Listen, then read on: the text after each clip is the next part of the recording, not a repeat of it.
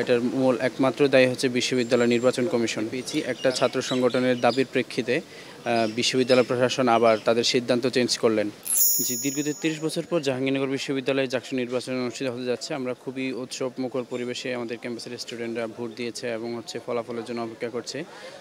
কিন্তু আসলে আজকে সকালবেলা একটা অনাকাঙ্ক্ষিত দুর্ঘটনা ঘটার কারণে আসলে আমরা সবাই অনেক বেশি শোকাহত, অনেক বেশি দুঃখ প্রকাশ করছি এই বিষয়টার জন্য। কিন্তু এটার মূল একমাত্র দায়ী হচ্ছে বিশ্ববিদ্যালয় নির্বাচন কমিশন। কারণ নির্বাচন কমিশন শুরু থেকেই বলছিলেন ভোট গণনা হবে ওএমআর মেশিনে, কিন্তু আমরা দেখতে পেয়েছি একটা ছাত্র সংগঠনের দাবির প্রেক্ষিতে বিশ্ববিদ্যালয় প্রশাসন আবার তাদের সিদ্ধান্ত চেঞ্জ করলেন এবং সিদ্ধান্ত চেঞ্জ করে নির্বাচনের আগের দিন রাত তখন আমাদের বললেন যে ভোট গণনা ওএমআর মেশিনেই হবে এবং চেক করার জন্য রিচেক করার জন্য আবার হাতেও ম্যানুয়ালি করা হবে, এটা আমরা জানি। কিন্তু পরবর্তীতে আবার গতকাল আমাদের ঘোষণা দিল যে আসলে ভোট গণনা হবে শুধুমাত্র ম্যানুয়ালি।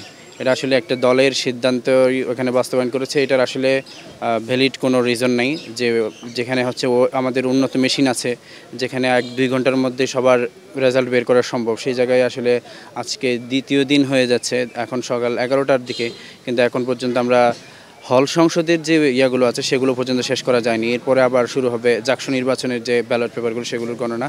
এটার জন্য আসলে আমি মনে করি বিশ্ববিদ্যালয় ব্যবস্থা যে আছে নির্বাচন কমিশন আছে ওনাদের একটা ব্যর্থতা এখানে, যে ওনারা একটা দলের এজেন্ডা বাস্তবায়ন করতে দলের সিদ্ধান্ত মানতে গিয়ে আসলে ভুল সিদ্ধান্ত নিয়েছেন।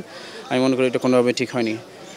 তার পাশাপাশি হচ্ছে এখানে যে ভোট গণনা হবে, এখন কে কখন ভোট গণনা করবে না করবে এটার আসলে কোনো ফিক্সড শিডিউল ছিল না।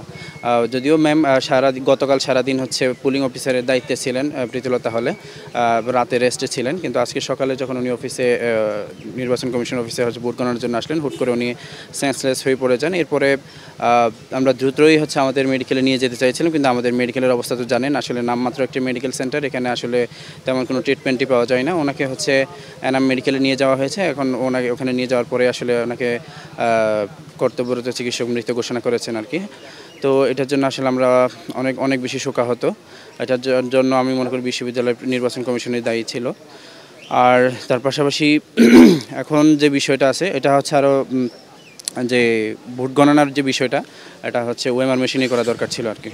এটা জানতে চাই যে এই একটা বড় সংখ্যক প্যানেলের কথা যদি বলি, যে 3টি প্যানেল বামপন্থী সংগঠনদের এবং ছাত্রদল, এই 4টি প্যানেল তো বয়কট করেছে নির্বাচন। সেক্ষেত্রে এই নির্বাচনের ক্রেডিবিলিটি নিয়ে পরবর্তীতে কোনো প্রশ্ন আসতে পারে কিনা? আপনারা আছেন, বাকশাসের সমর্থিত প্যানেল আছে, স্বতন্ত্র আরও প্যানেল আছে, স্বতন্ত্র শিক্ষার্থীরাও রয়েছে যদিও এই প্যানেলে, মানে এই সার্বিক নির্বাচনটার পক্ষে এখনও পর্যন্ত আপনাদের অবস্থান রয়েছে। এটি আপনার কি মনে হয়?